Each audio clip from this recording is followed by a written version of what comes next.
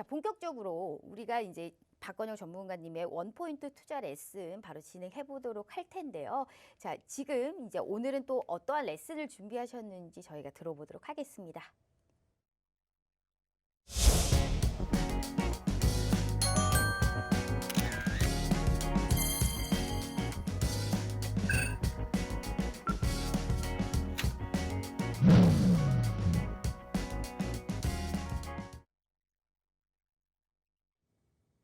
안녕하십니까, 박건영 대표입니다. 수익의 행복 박건영 대표입니다. 오늘 조금 하소연을 해봤는데 레슨도 역시 힘내서 해보겠습니다. 제 소개고요. 간단한 이제 양력 정도가 적혀 있습니다. 가장 중요한 건 수익률로 조금 증명하고 보답하고 있습니다. 그렇게 기억하시면 될 것 같고, 목차 소개, 국내 증시 리뷰를 항상 살펴봐야 되고 한 주 시장의 정리 정도 이렇게 조금 짚어갈 거고요. 그 다음에 현 시장 이벤트가 가장 뭔지, 그 다음에 제가 주목하는 업종이 세 번째가 있습니다. 채널 끝까지 고정해 주시고 금일 레슨도 한번 힘차게 출발하겠습니다. 우선 코스피 지수입니다. 금일 또 2700, 이제 2800 상단에 터치하면서 많은 분들이 이제 고민이 생긴 것 같아요. 지수가 너무 많이 가서 걱정이다. 이제 중소형주 사이클이 나오지 않을까? 아니면은 지수가 더 가면은 중소형주들은 어떻게 하냐? 많은 질문을 받았었는데 이 부분에 있어서는 아까 언급드렸던 대로 대형주 위주 사이클이 중간중간 나오더라도 중소형주로 수급고리가 확인되는 종목들을 타겟팅을 하면은 예를 들어서 삼성전자를 들고 있을 때 동기간 수익률이 10%라면은 중소형주들은 30-40%가 나옵니다.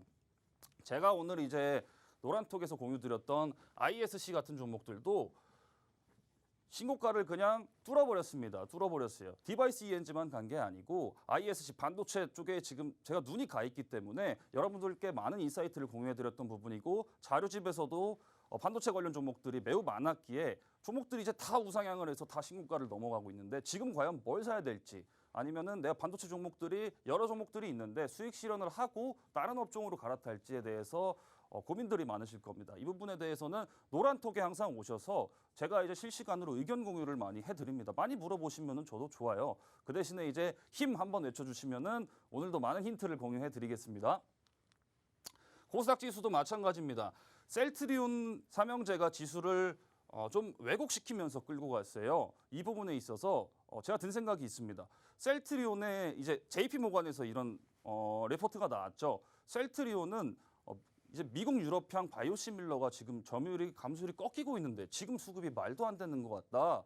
고로 이거는 투기성 종목이다 하면서 하향해 버렸습니다. 가격 라인을 하향시켜 버렸는데 그때 이제 지수 급락이 같이 동반하면서 물론 그 전까지 좀 투기성 수급이 확인되다가 음봉 하나로 삼형제가 흘러내렸습니다. 그리고 나서 다시 반등을 하는데 이때 수급 주체원이 개인 투자자들이었습니다. 개인 투자자들이 무서운 줄 모르고 계속해서 덤비고 있다는 거예요. 제가 봤을 때는 시장이 적정 심리선이 있습니다. 그 심리선을 이탈하는 순간 멘탈이 다 나가는 시장이에요. 대혼란이 옵니다.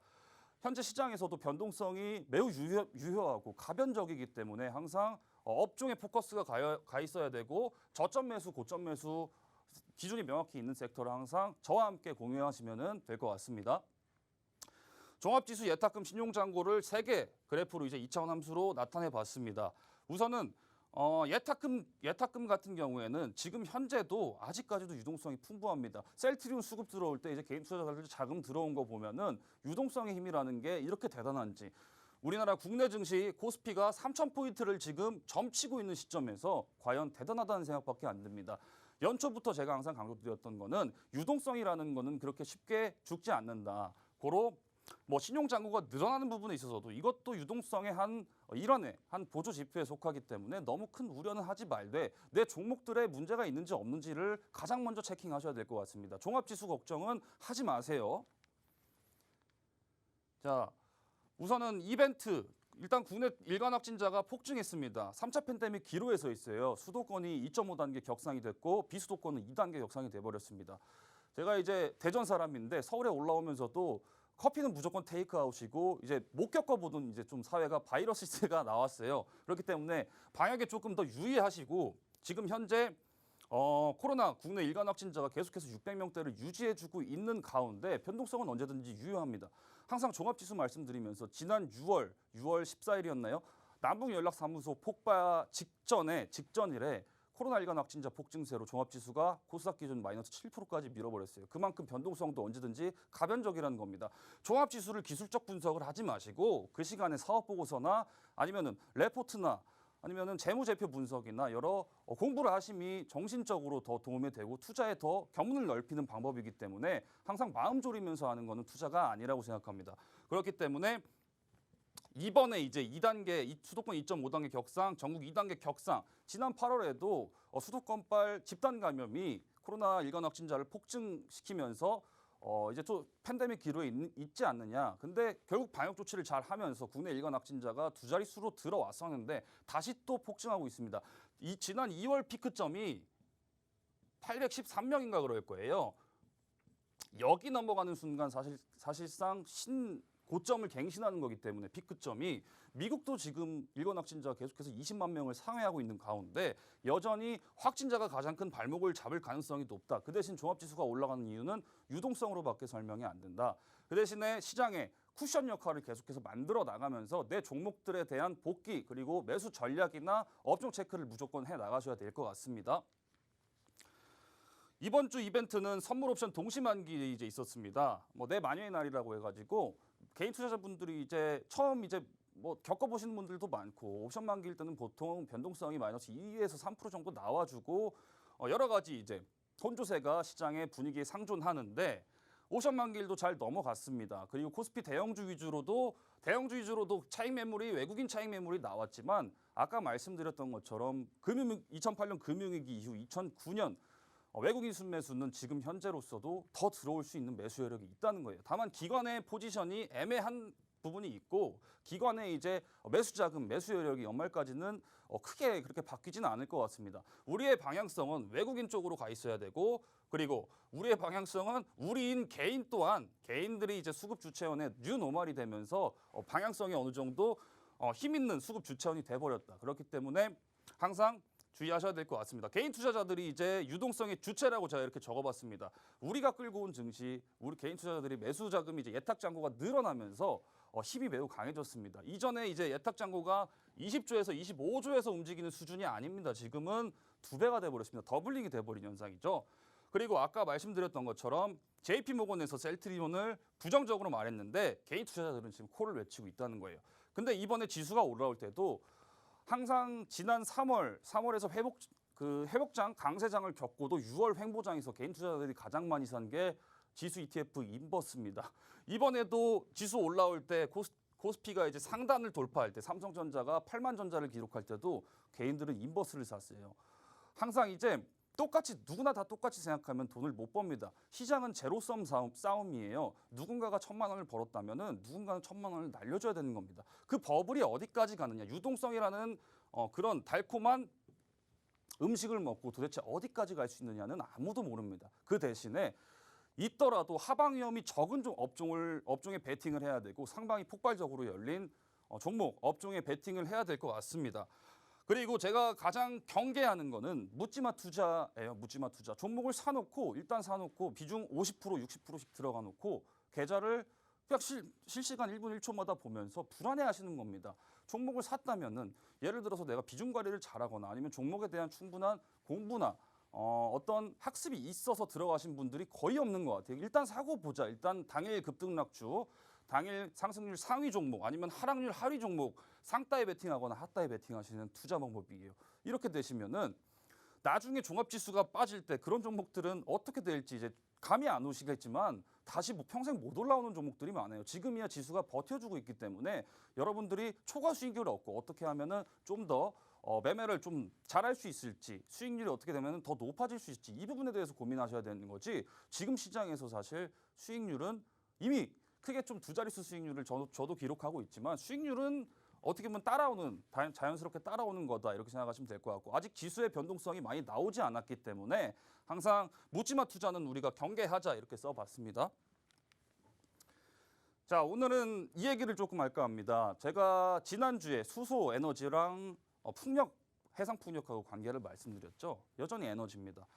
2050 탄소 배출 제로가 국제사회가 동조하는 글로벌 국책 과제입니다. 이유에서 이번에 이렇게 말했어요. 2030년에는 원래는 탄소 배출 탄소 배출 감축량을 40%에서 55%가 아니라 55% 이상으로 그냥 확대시켜 버리겠다.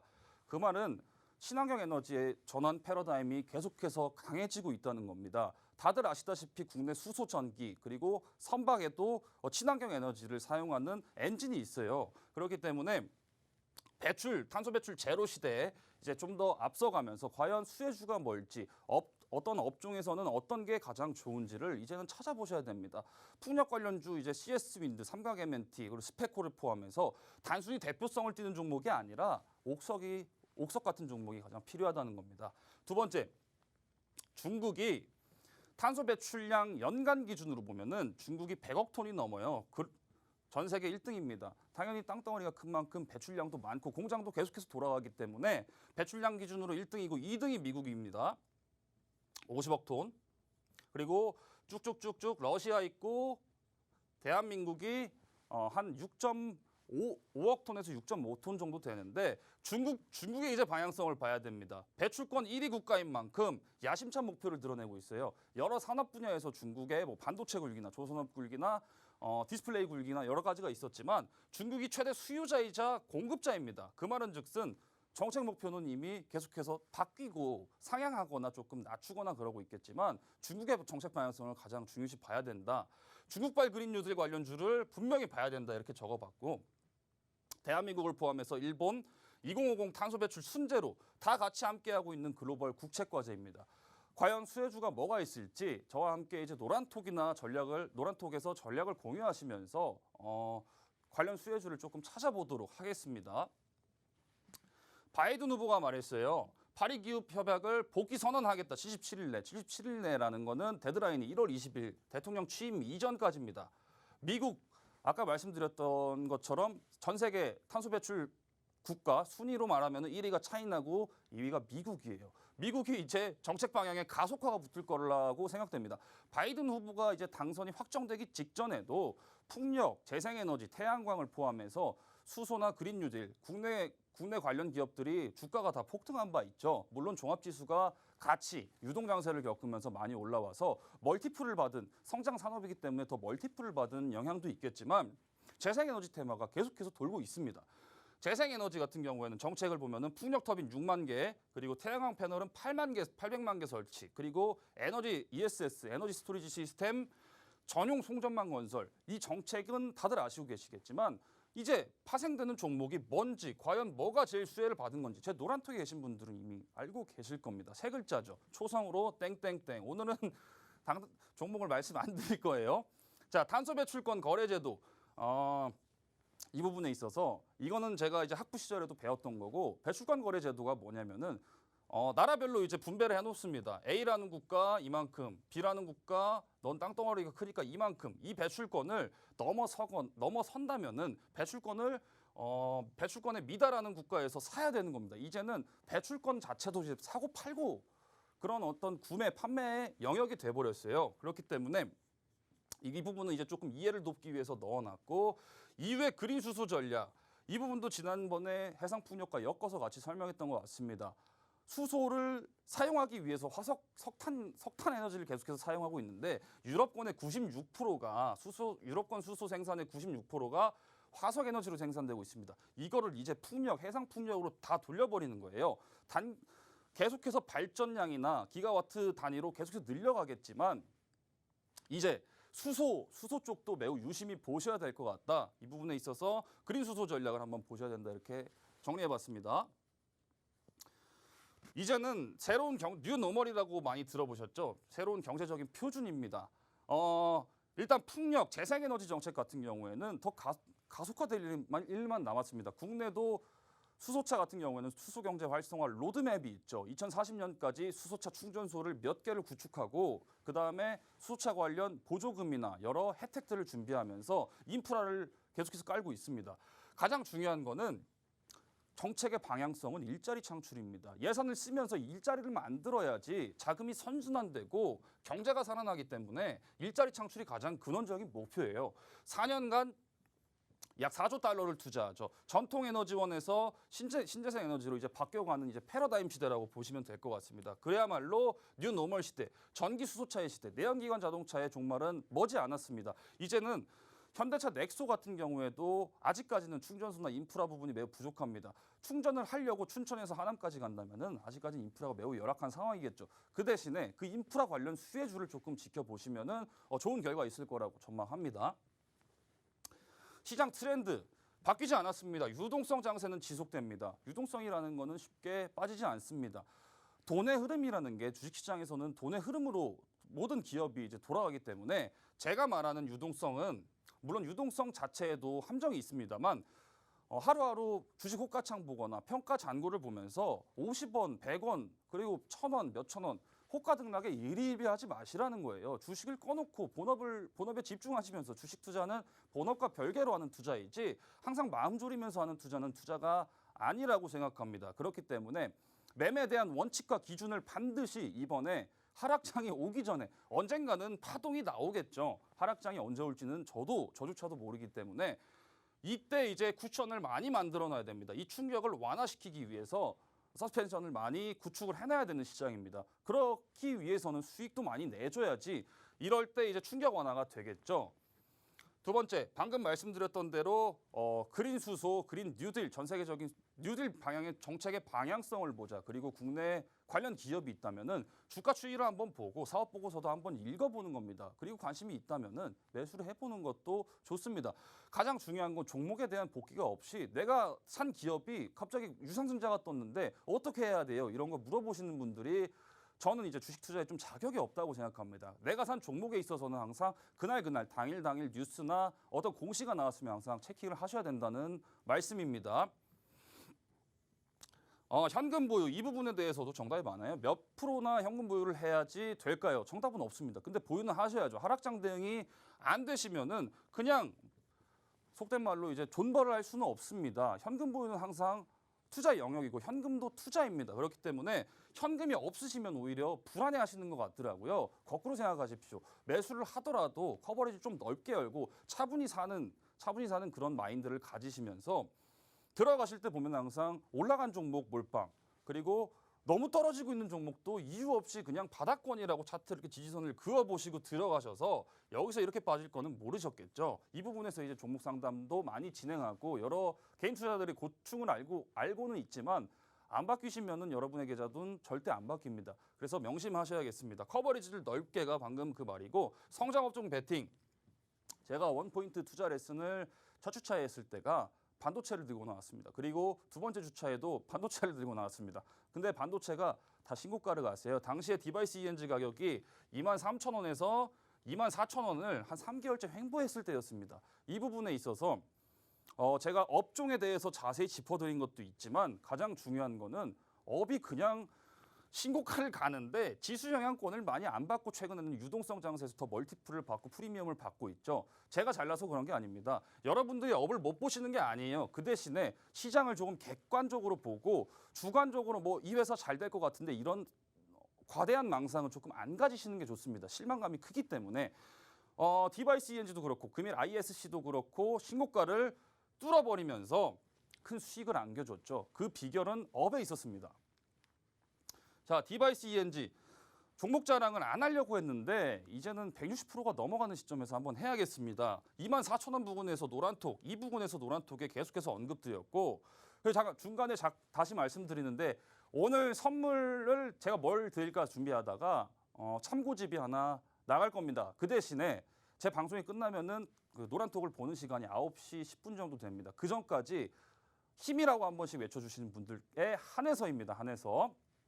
참고집이 나가니까 지금 당장 들어오셔서 안내 받으시기 바라겠습니다. 이 부분에서 언급드려서 지금 이미 무료방에서도 70%가 넘게 터졌어요. 무료 추천주 수익률입니다. 무료 추천주 수익률. 급등주 안 해도 됩니다. 그냥 맨날 신고가 가는데 웃으시면 되는 겁니다. 수익 축하드리겠습니다. ISC 긴 구간 횡보했죠. 이 종목이 이제 시간 관계상 왜 갔는지에 대해서 설명은 이제 따로 시간이 날 때 드리겠지만 양봉을 3단계 뽑아버리면서 신고가 폭발해버렸습니다. 뚫어버렸어요. 에로티 베큐움 국내 진공 펌프 관련주죠. 최근에 진입했었던 것 같습니다. 이 종목도 이제 수익권이 10% 넘어가면서 큰 수익권을 안겨줬죠. HSD 엔진은 아까 종목 소개에서 생략하겠습니다.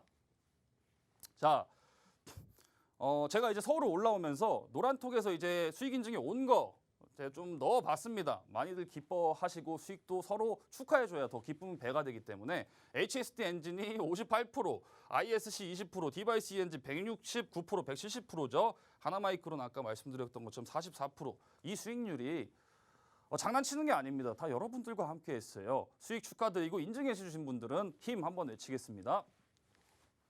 노란톡 이제 관련 후기 어떻게 진행이 되고 있는지를 말씀드리는 거고요.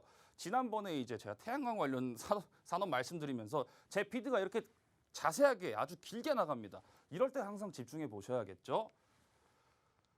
자, 오늘 디톡스닥 수익행복 박건영 대표 여기까지 마치겠습니다. 감사합니다.